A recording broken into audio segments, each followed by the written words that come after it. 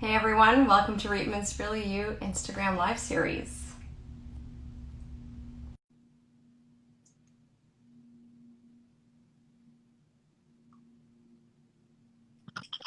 Hi. Yes! Oh, you do not disappoint. Ever. Oh, and you're wearing the shirt. I love it. It literally arrived today. Oh, welcome. Okay, so we're chatting with the incredible women featured in the Wear Your Support campaign from Reitman's. I'm your host, Jen Sharp. Our guest is the absolutely fabulous Brooklyn Heights. Oh, Although she needs no introduction, she is drag perfection, equal parts ballerina, showgirl, and 90s supermodel. Known as the Queen of the North, Brooklyn is the first Canadian drag queen to climb the ranks of RuPaul's Drag Race and the host of the very first season of Canada's Drag Race. I know a lot of people would die to be in my shoes right now. I'm very excited to be chatting with drag royalty. So how are you? I'm good, thank you. How are I'm doing great. So I want to dive right in. We don't have a lot of time. We have 30 minutes with you tonight. So I'm sure you get asked to lend your face and your name to a lot of different initiatives. What is it about this Reitman's campaign that made you think, you know what, I want to take part? Well, I was shocked. I mean, when I never thought it would be the kind of brand who would drag queen to come forward. I didn't never kind of crossed my mind. So I was intrigued for sure. And then when I saw the like yeah, absolutely. Like this is such an inclusive, amazing roster, and I was very happy to be a part of it. So, like, sure, why not? I like. You look great. And the t shirt is awesome. So tell us a bit about the design of the t shirt. Well, it has me on it. Um, I'm a very like things a lot of things on them. I'm a very like kind of capitalist girl. So I was like, if I'm gonna wear, and you can see from a lot.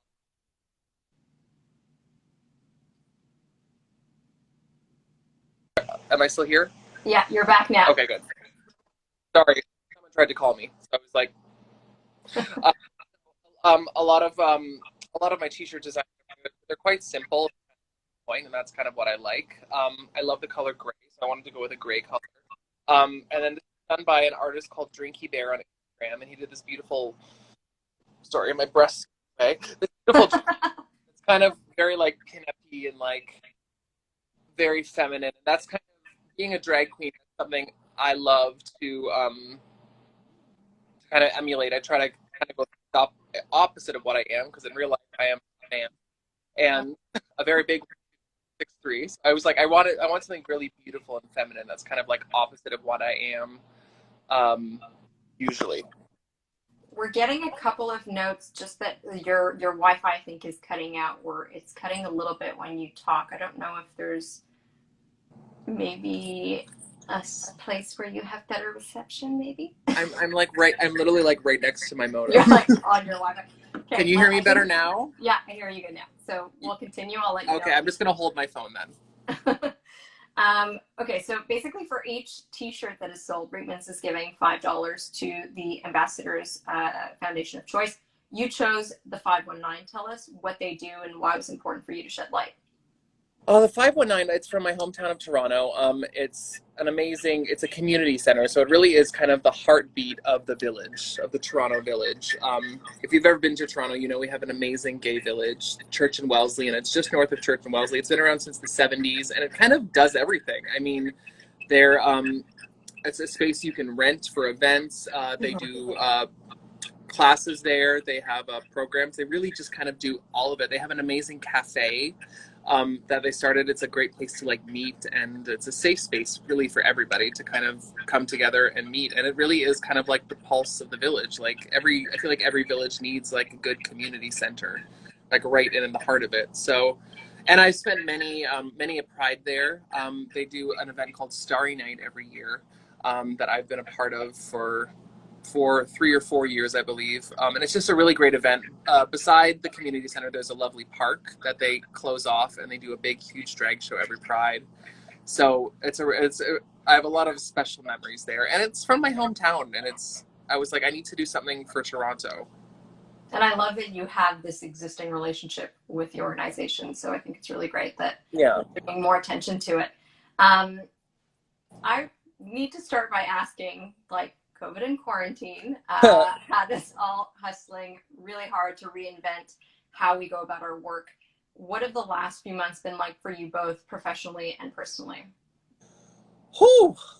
Professionally, it's definitely been different. I mean, I basically everything I had going for 2020 has been kind of pushed to 21. So I'm still kind of on the books. I have a lot of, basically my year is going to start again in 2021, God willing. And so that's been a little bit difficult. But it's just, everything's kind of gone online. So I've done a couple online drag shows, but a lot of it is just, been doing really great campaigns with people like Reitmans. I've done a couple other Pride campaigns. A lot of Pride's jumped online and everything too. So it's just all online. It's weird. It's weird doing drag from the waist up. It's been a lot of waist up drag. I can't even which imagine. Has been nice. Yeah, you're like, but weird. It's party weird, on top. Yeah, it's weird, like getting ready in your. I'm lucky enough to have my own drag room, which I'm in right now. But it's just weird, like getting ready in your drag room and then not going anywhere. You're just like, cool. So now I'm gonna film some stuff. Well, you look great from here on up. Thank you.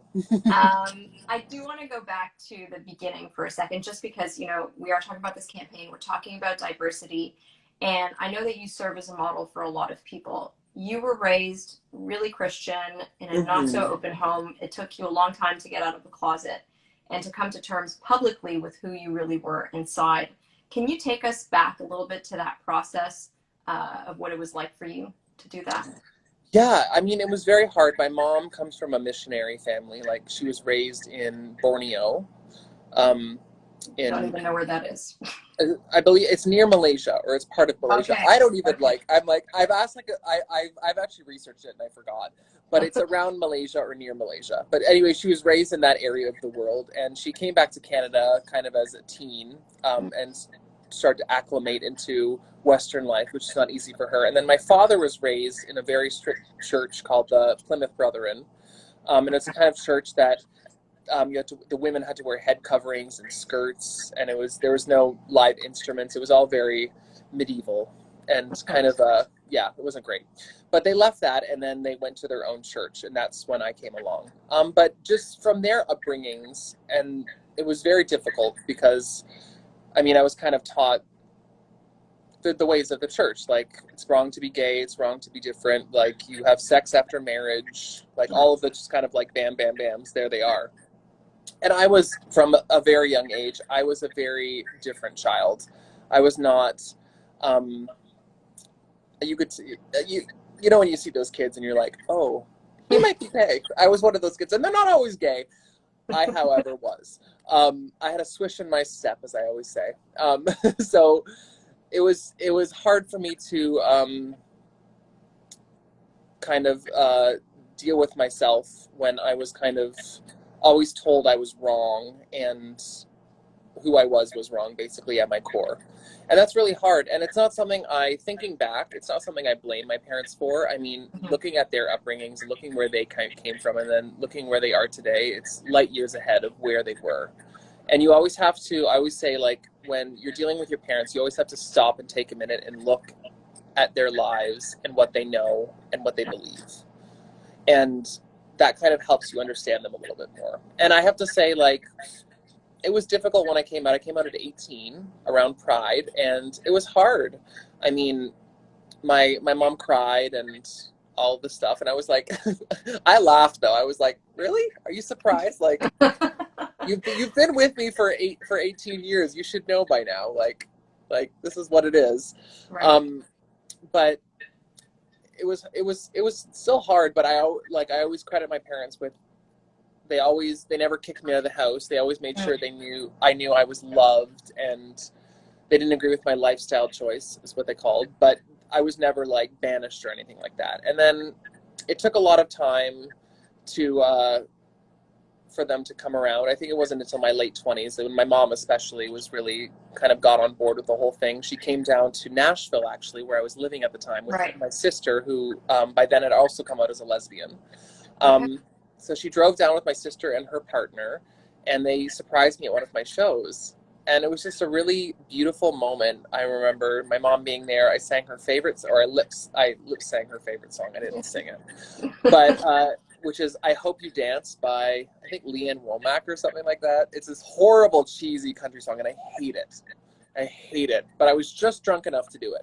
So I was like, sure, I'm going to do this for my mom. So I did it for my mom, and it was this really beautiful moment. And because before, it had always been one of those things where it was like an elephant in the room. Like, she knew what I did. We just didn't talk about it. Like, we just didn't talk about my life, and I just kind of felt cut off from it. And I think she kind of realized that, hey, I'm missing my son's life. I'm missing knowing who he is and being a part of it, because I just didn't really speak with her about it because I wasn't comfortable with it, and she wasn't comfortable with it, and that made me uncomfortable. And that kind of just opened things up, and it allowed me and my mom to become friends, which is a very interesting thing when you become friends with your parents and you can just talk with them honestly and truthfully. But it was wonderful. I mean, she's been such a supporter of me ever since. When Drag Race premiered, I was in Toronto at a bar called Woody's, and she came, and it was her first time. I always laugh because my mom's first time ever in a bar ever. Like, my mom has not ever gotten drunk. Like, Okay, not like just like a drag bar, like a bar. she was in a drag bar, but it was like a gay bar. Like, I believe she was Okay. sitting above like a picture of like a half naked man or something, and I was just laughing. But she was so great, and she tipped me during my number, and I think she even got up and said a few words to people. Like, she was really, really wonderful. And I remember her saying she could not believe how welcoming and excited and kind everybody was. It was a big thing for her. She's like, I didn't know what to expect, and everyone just treated me with so much kindness and love. And there's so much love in this community. And she's like, I just feel brokenhearted for all of the kids out there whose parents don't love them. And it was just like, yeah, it was like, she's a good lady. Well, you saw her, if you watched Drag Race, you saw her video in Untucked when she Yeah. sent me that beautiful message, and I was completely wrecked. Like, I even tear up like talking about her now. She's just wonderful. So yeah, so that was a big moment for us, and so my parents eventually came around and Mhm. got on board a little bit. Um, that must have been such a huge weight off of your shoulders too, to just be able to, Mm-hmm. have that support. What advice would you give for people that just haven't found the confidence to come out yet and really be who they are?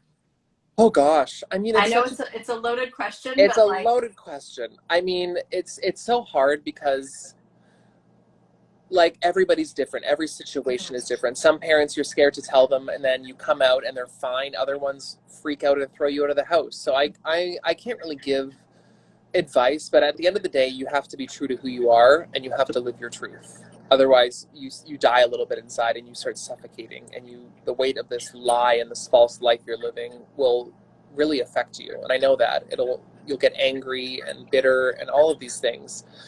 So I I think only do it when you're ready, when you're absolutely ready to come out and be who you are, and be ready to face the fact that your family might accept you, they might not accept you. mm, You kind of have, that's one of those things you kind of have to be prepared for, because it could happen. I don't know, you don't know. And but just know, I think the light at the end of the tunnel is knowing that you are now part of a different community, and there's so many people out there who are going to love you and accept you and be there for you. And the great thing about being part of the LGBTQ2S community is that you have a new family. You got to choose your family. And I've made so many friends within my community just from doing drag and whatever else, that I really hold dear to me, and I regard them as family. that's more than a lot of people can say. So I think that that's incredibly Yeah. incredibly lucky. Um, I do want to ask you, because it's like this campaign is about celebrating diversity. Uh, but when you're not in drag, you're Brock, and you're this tall, gorgeous, like white man who is the definition of privilege. Um, I feel like straddling those two worlds, it has to give you a unique perspective on what we can do better as a society to be more inclusive? Yeah, I mean, I'm very privileged. I'm the most privileged. I'm a white man living in North America. I don't think it gets more privileged than that, really. It really doesn't.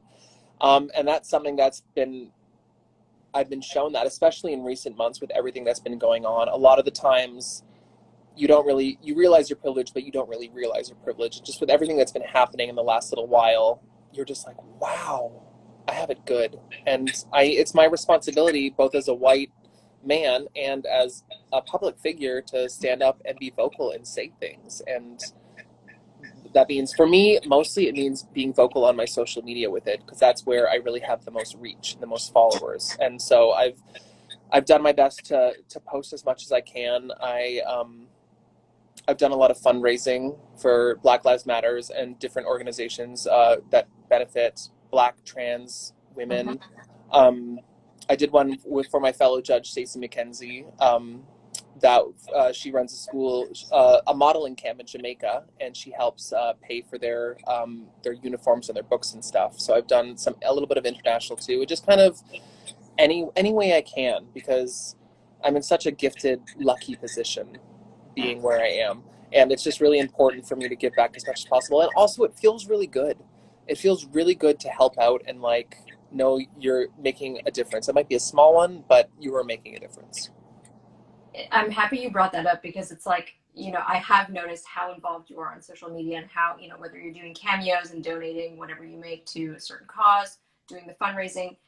I was looking at an interview from when you were doing Drag Race, and you had said, when somebody asked you, if you win, what are you going to do with that money? And you had said, I want to give it to charity. I want to give it, to a charity in Toronto that supports the LGBTQ, community. And I Yeah. thought that was so incredible. And that's the point, is that you have a voice and you have a reach, and you're deciding to use that for good. So, I mean, kudos to you.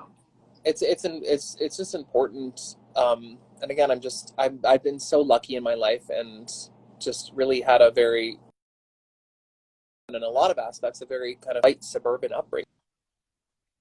Like, I haven't faced a lot of trauma. I've never gone without anything. I've always kind of gotten whatever I wanted. And so I don't know what it's like to go without.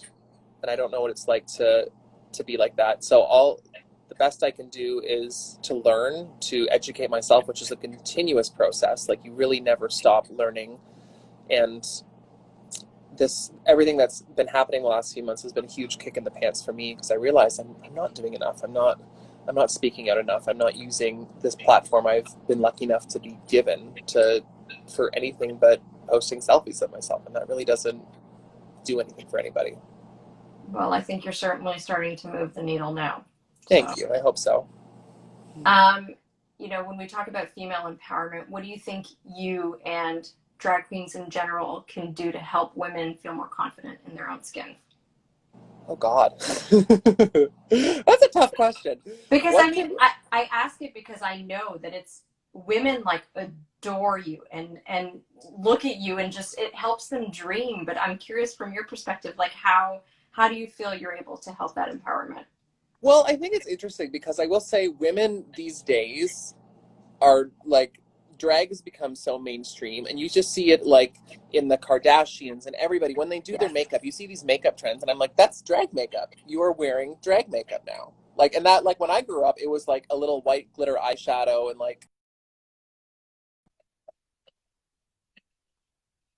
Yes, exactly. it wasn't baking and contouring now and all this stuff. So I think drag has really just influenced makeup and popular culture in general, and fashion and all of those things. And I think we're a little bit looked to as tastemakers by a lot of people. They're like, well, if they can do it, I can do it. Why not? I mean, I think it encourages women to be more confident, be bolder, just have fun with their looks. And again, with wigs, everybody wears a wig now. Nobody wore a wig when nobody. It was butterfly clips.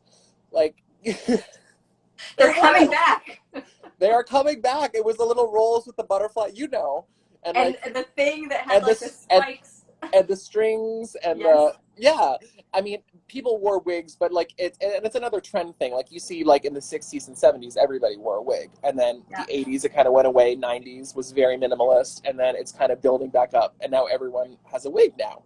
Um, so I just think they kind of look at us and they're like, wow, you're so, I get it all the time, like, you're so beautiful, like, how are you more beautiful than me? And I'm like, I'm wearing 8 pounds of makeup. Like, This took three that's, hours. you're drunk, it is 3 a.m., I'm wearing 8 pounds of makeup. There's a lot of things that, like, see me at noon in the direct sunlight, and we'll have another discussion about this. But, and I always tell women when they tell me that, I'm like, you are too, like, you're beautiful, you're a woman, you're gorgeous, like, you just, it's all about just like making the correct choices for yourself. Yeah.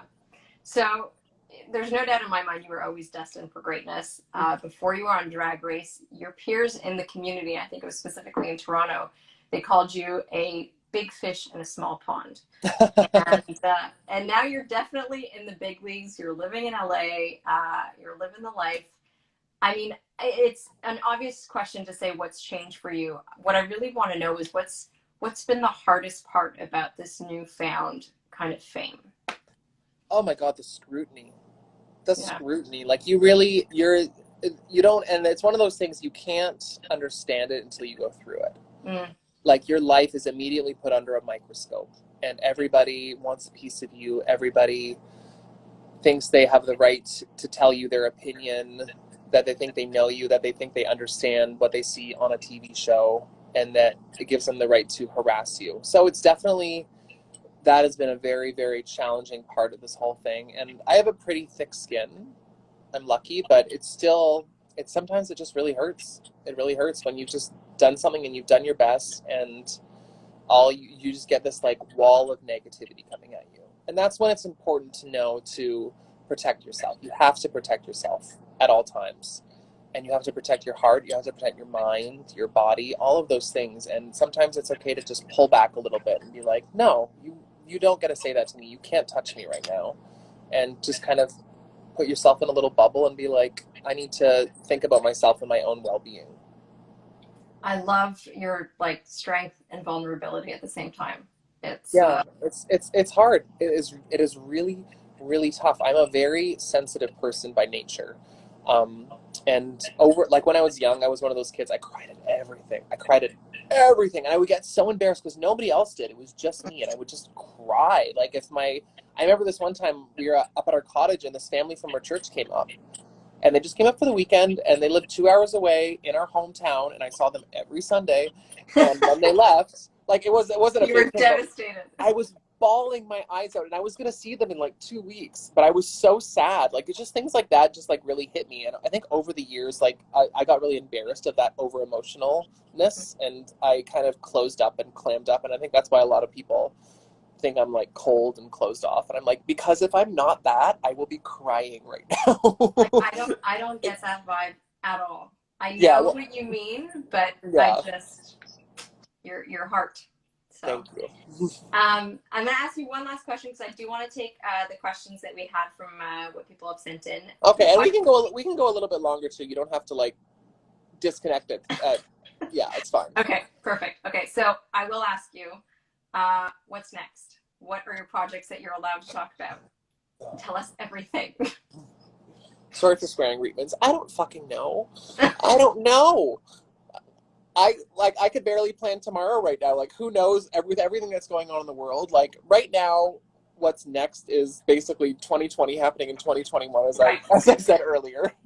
Like Yeah. I really don't know what's going to happen next for me. I have a couple irons in the fire and things I'm like hoping for. You know what I would really love to do that I'll tell you, and maybe this will like poke Reitmans a little bit. I'd love to design a line for Reitmans. Yes. I think I it'd be don't so have the fun. authority to say I yes, know. but Neither yes. do I. But I'm putting it into the universe. I would love to like design a clothing line. I think it'd be really fun. I mean, think I that would be know, I amazing. know, I know bodies. I would love to like dress some fabulous women. Oh Why my. not? Well, if you want real women to dress, count me in. Absolutely. I think it'd be so much fun, and it's something new, and like so. Hopefully, I'm putting that out into the universe, and I would love that. That would be amazing. I think you definitely have an eye for fashion. That's Thank you. undeniable. So it'd be great to see what you can create. All Thank right, you. I have to ask. Uh-huh. Emily wants to know, how did Uh-huh. you prepare for RuPaul's Drag Race when you got the news that you were picked to be a contestant? Oh God, I'm a planner. As every anybody who knows me knows, I love a good plan. I love a course of action. I love a So I was over the years, I had been dreaming of getting on Drag Race for a long time and like Yeah. hoping and wishing. So when it happened, I was smart enough. I had some money saved up. So I took that money and I threw it at the problem. I was like, "Take my money. What do we need? We need it now." So it was a lot of it was I think I don't even remember how long I had, but it was a lot of flying around to different designers very quickly all over the country, and just I had my best friend with me and he helped me pack, and it was like Tetris trying to fit everything in I know. the allotted amount of cases and everything, trying to like get ready. It was very stressful, and it was all happening during RuPaul's Drag Con when I was like getting ready. So I was also to be at that for some.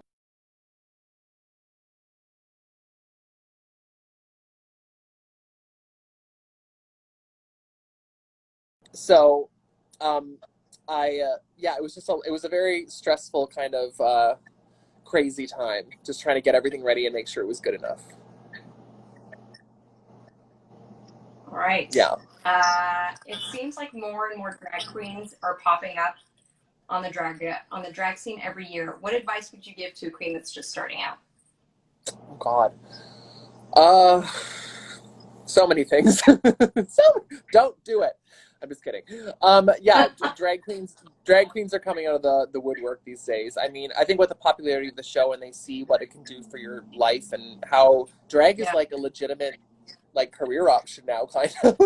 Like they teach about it in universities and stuff, and like you can really make a very nice living doing this now if you're lucky enough.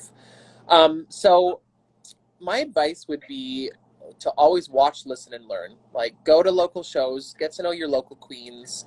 Um, Watch them, watch what they do, see what you like, what you don't like. Kind of just learn from watching. You can learn so much from watching. I'm a huge people watcher, and I love. That's what I did half of season 11. I just watched everybody because they were too busy talking. So And then they did a montage of all your watching with people. and then they did they're just like hiding in the sofa cushions. I know, but yeah, I think watching people is a really great way to kind of learn your craft, and then from there you kind of decide to develop your character and everything. And I think a lot of new queens these days kind of emulate themselves after their favorite drag race girl, which is Yeah. great. But at some point, you have to become your own person. They don't want to see another Trixie Mattel. They don't want to see another Violet Chachki. They want to see you. So you have to figure out what makes you unique and what makes you an individual, and how you can kind of turn your look and your persona and your performances into that thing. I mean, like, there's been so many great drag queens where you just like people like you're like, oh, I've never seen that before. Like, I've never seen a drag queen like that, and that's what people get excited by. Right. Totally. So you have to embrace who you are and your uniqueness. Yeah. Um, do you still practice ballet? Uh, Not really.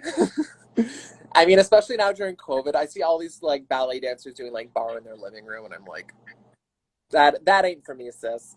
Love you, proud of you, but like, I haven't had I haven't had the discipline or the want to go and do that. But I have been exercise. I exercise every day, or I go for a walk, or I do something. So I'm keeping my body in shape, and I am stressing. Well, I'm stressing, but I'm also stretching, Okay. which is what I meant to say.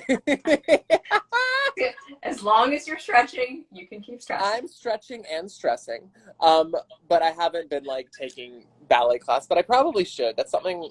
Maybe September. That's like will be my little goal for myself to do a bar a couple times a week or something. It's just hard when you're alone in your house and it's Yeah, just yeah. like Nightmare. it's not fun. At the beginning of quarantine, I was like super into training, and then I Yeah, stopped. yeah. I live right near some really great like hikes and trails, so I've been doing that whenever I don't feel like actually working out. How did you get the nickname Queen of the North? I think I gave it to myself. Well, it's because it came from like you know when you walk into the workroom and you have to be like yeah yeah yeah yeah yeah I'm the yeah yeah, and so I was like, well, what the fuck am I gonna say? So I was like, okay, let me think. So I was like, I thought of a little rhyme, never fear the Queen of the North is here, and I got it obviously from Game of Thrones. But Yeah. I was like, I can use it. Like I am the first Canadian on the show, so I'm gonna like kind of I was thinking branding and like dubbing myself. So I gave it to myself. Like And it stuck. so smart. Did you think it would go like become so associated to you? I like it did. Oh, I hope so. I didn't know. I was like, hopefully, we'll see. But I wasn't like positive like it was going to. You never know. It's always like a shot in the dark. Like thankfully it stuck, and thankfully Canada has been so lovely and supportive of me through all of this, which has been really nice. I mean, I think people have really embraced you I hope 100%. so. What is your favorite city in Canada? Duh. Well, oh, God, there's so many. Um, Favorite city in Canada. I love Toronto. Toronto's home. It's where I Yeah. was raised for 18 years of my life. I love Montreal too. Montreal feels like you're in a different city or in a different country. You feel like you're in Europe when you're there. It does not feel like you're in North America whatsoever. Vancouver, I have a lot of great memories of as well, because uh, it's one actually Vancouver's the first place that ever like flew me out for a booking for Vancouver Pride, and I've gone there like 3 or 4 times for their Pride, and it's so beautiful and it's so different from Toronto. It's just mountains and ocean. You get a completely different vibe out there, and I really enjoyed it too. I went to Kelowna actually last year. So Beautiful. I'm gonna say Kelowna is my favorite city because it was also gorgeous, and it is not any of the three major cities, so I'm not gonna offend No. anybody. And You're picking the I had a underdog. really good time there, and I got to go jet skiing, which is always a good thing for me. So Kelowna, Big drag scene in Kelowna? there was a drag scene. Yeah, I did a performance out there. It was with I think Tourism Canada or Okay. something like that. They brought me out there and we filmed a bunch of stuff. They had me jet skiing and paddle boarding, and we went to a winery. They have beautiful wineries there. I had no idea. Yeah. Yeah, so it was just really beautiful. I was taken aback by like how stunning it was. I'd only ever been to Vancouver, so I only experienced that side of British Columbia. So it was nice to see another place. Amazing. I just saw one here come through. What was your Mhm. favorite look from another queen on your season? Favorite look from another queen on my seat. You know what look I loved? And I remember like seeing her backstage, and for some reason I was just like, yes, I love that. Was Evie Oddly's caftan look. It Yes. was it was yellow and it was like tattered, but she had this really cool like kind of like saint like crown on, and I remember she did that whole thing where she had her like hands praying behind her back, and I just thought it was so beautiful and like very like Met Gala y like grunge. Mhm. It was very Evie, but like just beautiful. I thought it was so beautiful, and I remember like being backstage and I was like, I love that look. So I'm gonna say that one because there's so many to choose from. I think it's great that you're actually able to, say that and be celebrating somebody else and somebody else's. Yeah, and I mean she won, so. You won in our hearts. Oh, thanks. Okay, I'm gonna give you one more question. Okay. Uh, okay. This is like very typical, but I'm actually very curious to hear what you're gonna say. You're stuck on a deserted island. Uh-huh. What are the 5 beauty items that you bring with you? Oh, okay. Stuck on a dessert. I would bring my Kiehl's face wash. Okay. I'm a big Kiehl's girl. Kiehl's face wash. I would bring my Midnight Recovery Oil by Kiehl's as well. I have this really cool like cleansing thing that uh, it's like one of those ones that like vibrates Oh that I yeah. love. Okay. So I bring that. So that's 3. I bring my creme de la mer because I'm bougie. Is it worth it? Tell me. It's great. You just even if it doesn't do anything, you just feel expensive when you put it on. You're like, oh, it's doing something. It's Totally. doing. I bought it. It was actually one of my last airport purchases. Oh, Yeah, tax and because free. I think the last gig I did before this all shut down, like the last drag gig I did was in the UK in London at a club called GAY, and I was coming back, and there's duty free obviously, and I saw the creme de la mer, and I was feeling expensive and rich, so I was like, I'm gonna buy it, not knowing I wasn't gonna work for like a year. So I bought that for myself, and I'd always was one of those little things. I was like, I'm gonna try it. It is Yeah. extremely expensive, and there's lots of other options if you could not afford that. But yeah, I bought it, and it's just it feels great. You just feel really moisturized, and you wake up like glowing and feeling dewy. Also, there's a skin brand called Laneige that I Yes. really like, and they have this. They sent me some stuff, and they have a really great hydrating mask that you put on at night, and it's just like a moisturizer masky thing, and you just put it on and sleep in it, and you wake up and your skin looks incredible. I'm very like moist, especially like now that I'm in my mid-30s. Like moisturizing is like the only thing. Yeah. Well, I mean, and you put so much stuff on your face that you need to make sure that you're cleansing properly and that you're. Oh, absolutely, it's very important. So I'm very big into like skincare and like moisture. Like I don't care if I look shiny or oily. I'm like, yeah, I'll take it. It's better than looking dry and cracked. Words to live by. I'm just saying. Do you have any more questions? I think we have pretty much covered it. Okay. Yeah, that's pretty much it. I mean, there's a lot of love going on in the comments right now, so I'm going to take but thank you so much for taking the time to chat with us. You are so lovely and inspiring, and I think it's amazing that you were able to lend your livelihood to this amazing campaign. And yeah, it was really my pleasure. Came out of left field, and I could not be. Always the best things always do come out of left field, though. The things you're not expecting. I never in a million years thought Reitmans would want to do anything with me, and I was so grateful and really inspired by them. And I was like, good for you, Reitmans, for shaking it up a bit and diversifying and kind of opening up your market a little bit. I think it's so important. I love it. Well, Thank you so much, and we wish you all the best. Can't wait to see everything you had planned for 2020 happen in 2021. And hopefully maybe a line would be amazing. I know. Right. I'm putting it out there. Like, I want to do a line of like cute women's wear. Why not? Why not? I love it. Thank you so much, Brooke. We are so lucky to have had some time to chat with you. Thank you so much. Best of luck, and we'll see you soon. Make sure if you haven't bought your t-shirt, head to reitmans.com. You can get the beautiful Brooklyn Heights shirt, and $5 will go to the 519. We're doing another live tomorrow at noon with Ariana Lauren. Thank you, everybody, for joining, and have a great night. Bye. Bye.